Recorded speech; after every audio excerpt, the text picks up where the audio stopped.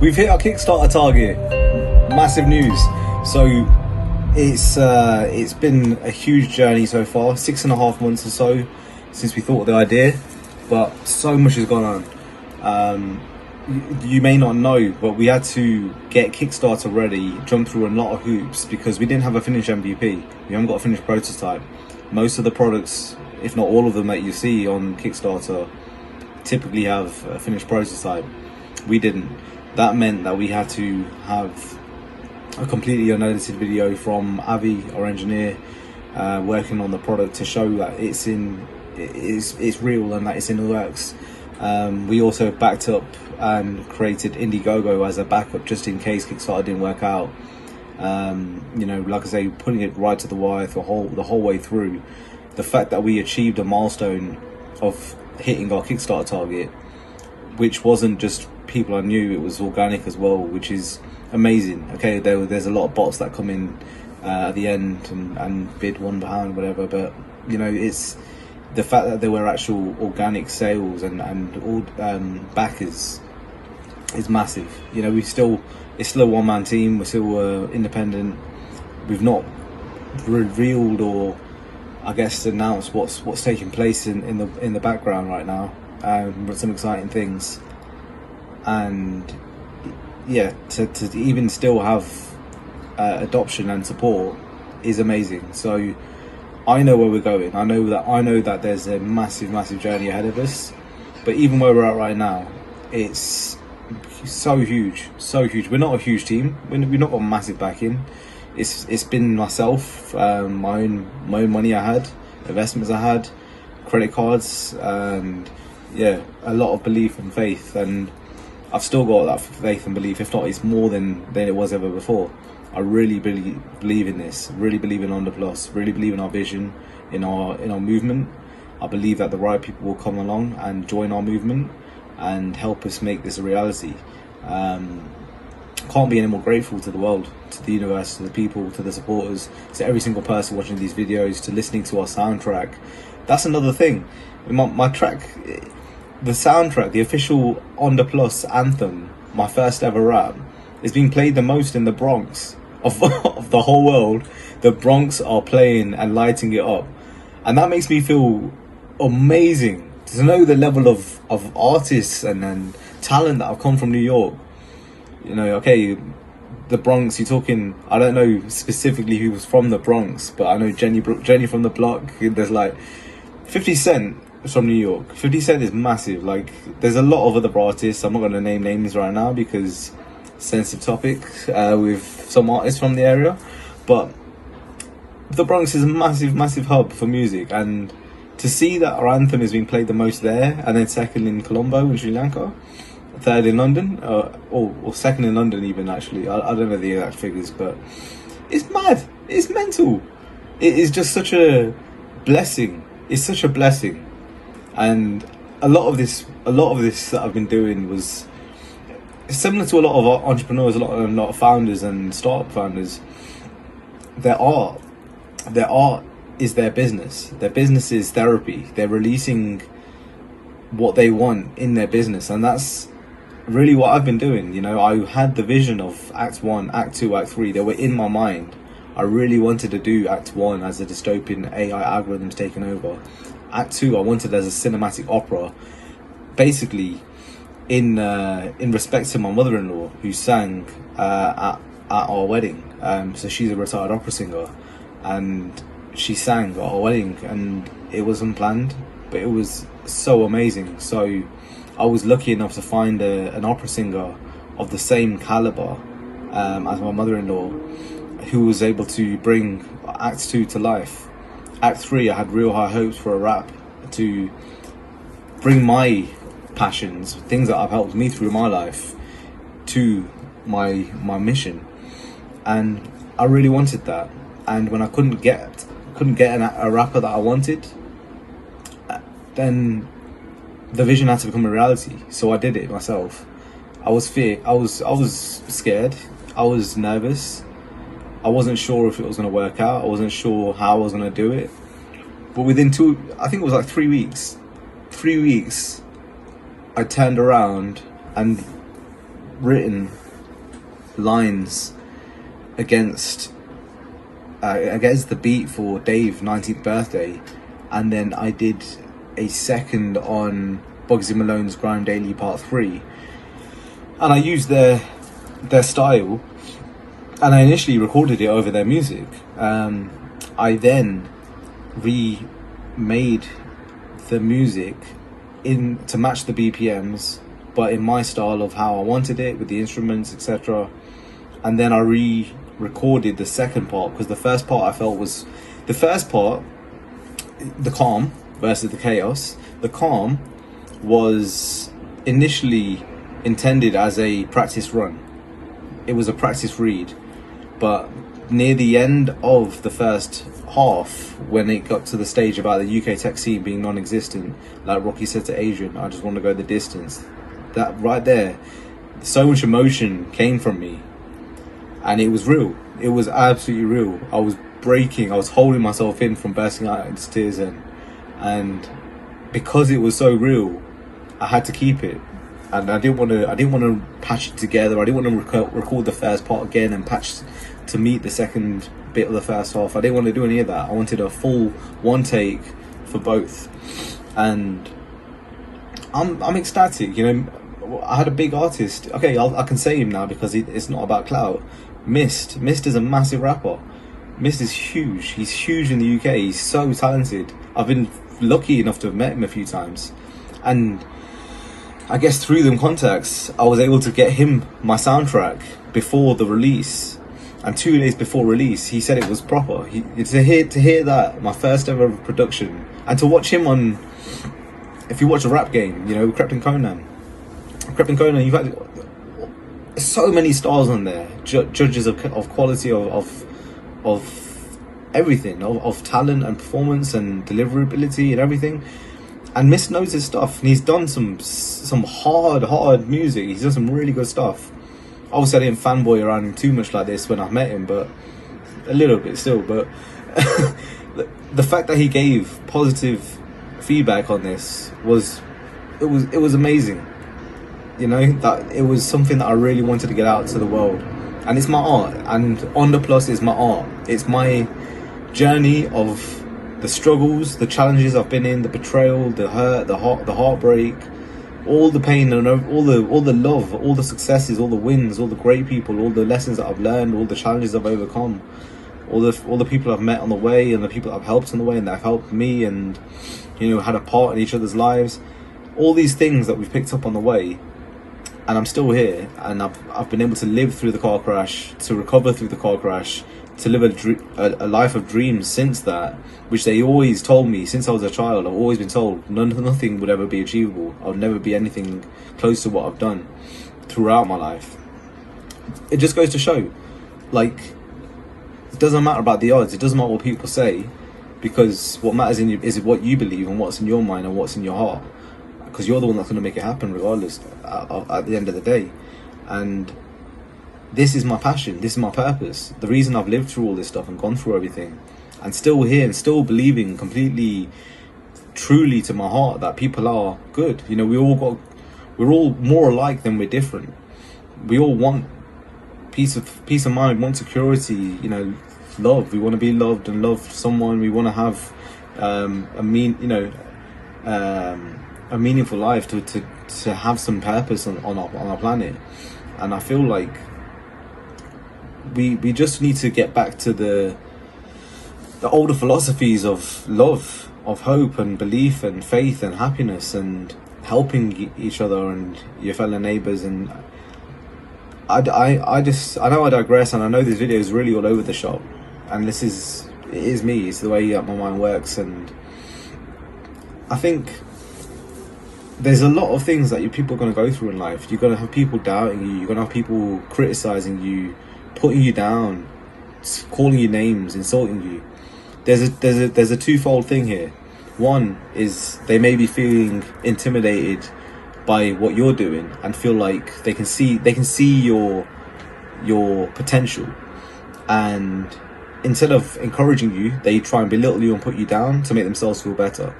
I don't want people to feel like that's a bad thing. That's actually a blessing. When you've got that around you, then you know you're onto something good. You've got some potential. You've got something about you. And I've experienced that my whole life. I've experienced it literally throughout my life, which actually gives me more reinforcement that I'm doing something right. If you've got no haters, if no one's challenging you and doesn't like you for what you're doing, then you're probably not taking enough risks, and you're not probably trying new things and really pushing the odds, pushing the boundaries. Because when you start to do them things, you're gonna ruffle feathers. You're gonna upset people. I did it when I was back in British Gas Business when I was 19 years old, and I got from account management, national account management, and I got put into sales. I was the youngest person ever in sales. And then those people that were friends of mine, like, oh, you just got there because your mom's in sales, this and that. Like, she's just a staff member. What difference does that make? Besides the fact that I was top performer in that job and top performer in the last job and was always at the top. Besides that didn't count, right? No, it's purely because my mom was in the same department, right? You're gonna have stupid people make stupid comments. They may not even be stupid people. They may just be insecure people, or hurt people, or people that see you and think, oh, I wish I could do that, or maybe I'm not capable of achieving things, or maybe I've got potential that I've not lived up to. That's usually it. It's the lack of taking the shots at what you want and not having the courage to do it, and then feeling like, oh, well, if I can't do it, then I'm going to put down anyone else that does what they do. And that's the difference between a hater and a supporter. The hater is a supporter, they're just not honest about it. They're your biggest fan. They're going to keep watching your shit. But a fan, they're going to tell you, look, I love what you're doing. You may have just met this person and they understand what you're doing and they see it and they're like, oh my God, I love what you're doing. I really believe in it. I'll support you any way I can. And this is just the way life is. You can't change how people are going to be around you or be and treat you. But what you can change is how you behave and how you respond to it. You can react or you can respond. Zig Ziglar used to say this a lot. React to life or respond to life. If you react, it's likely that you're losing your temper, snapping and, lashing out, whatever it might be. And if you're responding to life, well, then it's a bit more, okay, well, do I need to do this? Could I just walk away? Could I go and get some air? Could I remove myself from this argument? Or, in fact, not even rise to it. Maybe not rise to the person that's challenging you or trying to bring you down to their level. Don't even rise. Don't even rise down. Don't even drop down. Don't even stoop down to it. Just don't engage with it. When you start to decide what is worth your energy and what's worth your time, the universe starts to bring the right energy and the right people to you. Because if you don't know what you're choosing, if you don't know what you want, then you'll settle for whatever's given, right? When you start to really decide what you want and you know that you won't settle for anything less than what you want, then things change. I don't know how this happens. I don't know the true science behind these things. Magic. You can't explain magic sometimes, right? But, well, sleight of hand, right? But the point is, I can't explain exactly how this stuff works, right? All I can tell you is my life is a living proof that there's some proof to this. There's something to it, right? This is the crash. This is the scar. 19 screws and a metal plate in here. Broke this finger, punctured lung, severe brain damage, was in a coma. Brain was bleeding and swelling in 5 places and swelling on a daily basis. I lost my speech, my confidence, my memory. I'm nothing different from anyone else. At school, I was distracted a lot. I was told Shane's got a lot of potential, but he's easily distracted. Literally throughout my school career, and my grades went from being really, really high to just dropping as time went on because I was bored and I wasn't interested and I was distracted probably as well.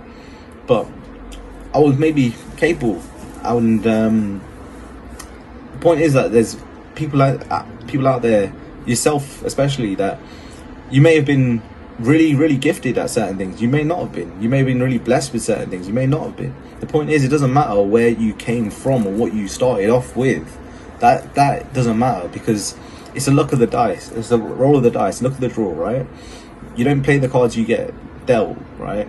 Sorry, you don't choose the cards, but you play the cards you get dealt. You don't get to choose what cards you pick up, but you get the cards and you decide how you're going to play. And it's ultimately up to you to decide, is this the life that I want? Are these people, are these surroundings gonna be helping me or hindering me? And that's how you look at everything in life. Is it an asset or is it a liability? What you want to do is start reducing your liabilities and acquiring more assets. That's basically it. Your time is the most important asset that you have. It is the single most important thing. People say time is money, in a way, but time is more important. You can't get time back. You can get money back. So realize that you've got one life. Is what you're doing on a daily basis contributing towards the life that you want in your mind and your heart, or is it taking you away from it? And if it's taking you away, then what can you do? What's in your control that you can do to change the outcome, so that it's making you, to change the behavior, so that you've got a new path that's nearer towards, or takes you towards what you want, the goal that you have in your mind. You know, picture a world, picture a life, picture the world that you want in your perfect paradise, and then reverse engineer it and think, okay, well, is me watching Netflix for 3 hours a day gonna help contribute towards that? Probably not.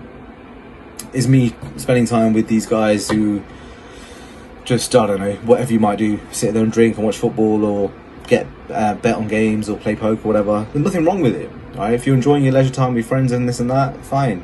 There's a time and place for this stuff. But if you're doing it every day or every week, is that helping you or is that hindering you?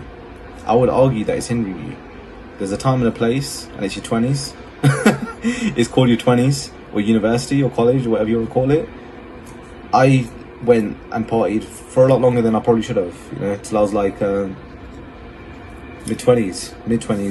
I was partying every week, every Friday, every Saturday. I was out constantly. I don't regret anything.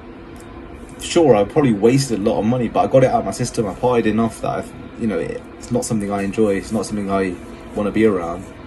But I really did it when I was a kid. So get things out your system when you're young. If you want to sit there and have fun and have a frivolous life and promiscuous life, do it when you're young. Because when you get older and you start to have a partner and kids and whatever, that stuff, there's no place for that, because you've got to, your team is your partner. You want your team to be the strongest team possible, and that only comes from being completely on the money. You know, you've got to be on the same wavelength. You don't have to be exactly the same. You don't have to be the same people, but you've got to sort of fill each other's gaps and connect the dots, and at least have some commonalities of your goals or direction of what you want to achieve, or together or separately, whatever it is, but some communication. Because if without the communication, without the common goals, without the support network of each other, then it can sort of mess things around a bit. And I've experienced this so many times in my life. I've dated countless times in the past, and then I was single for like 5-6 years intentionally because of the bad experiences I had. Thought, forget it, it's not worth it. You know, there's so many lessons, so many things I've learned. It's kind of hard to pinpoint what specific lesson to talk about, because it's nicer in a conversation fashion, but there are so many messages, so many people that are reaching out, so many comments that I get of people going through stuff and appreciating what content I'm putting out, but also asking about support and help and stuff. So I'm hoping that the content that I'm putting out is helping somebody out there and realize that you're not alone in this. People, narcissists make up like 1% of the planet, I think, there or thereabouts. It seems to have a magnet on me because I've been surrounded by them my whole life. It happens sometimes, and all you just need to know is sometimes the journey's tough, but with a tough journey means that the reward is that much greater. There's always a pot of gold at the end of the rainbow. So whether you choose to believe it or see it or not, belief and hope and faith I've said in previous videos, especially when I spoke about religion, are massive. So huge. If you don't have faith and hope and belief in a better future, you probably don't have a pretty miserable life. Your attitude dictates your life. Your attitude determines whether you're going to have a good life or a bad life. Quite literally just that, your attitude. If you've got a bad attitude, you're going to have a bad life. You're going to be pretty poor. If you've got a good attitude, no matter what's in your bank account, you're abundant. And abundance and the abundant mentality, the mindset, it changes the way that things come to you. But again, it's been a interesting scattered talk as usual, and yeah, appreciate your time. We'll speak soon. Peace.